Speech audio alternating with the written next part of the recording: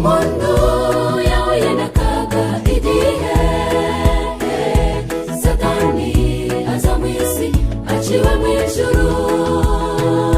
Umugambi we wari uwo kurimbura ikiremwamuntu. Iyo ataba Yesu ngo adutabare twari turimbutse. Umuntu yahuye n'akaga igihe Satani aza mu isi aciwe mu ijuru.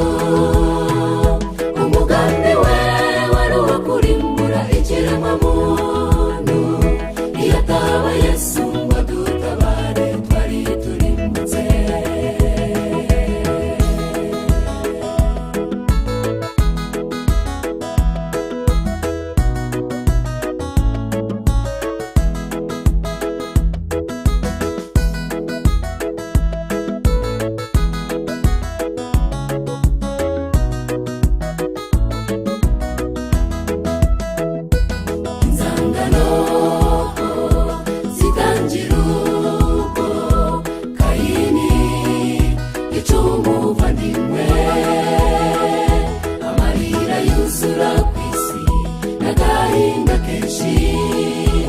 Ariko Imana ntabwo yaretse umuntu.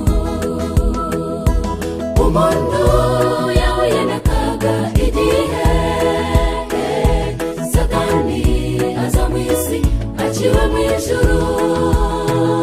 Umugambi we wari uwo kurimbura ikiremwamuntu. Iyo ataba Yesu ngo adutabare twari turimbutse. Umuntu yahuye n'akaga igihe Satani aza mu isi aciwe mu ijuru. Umugambi we wari uwo kurimbura ikiremwamuntu. Iyo ataba Yesu ngo adutabare twari turimbutse.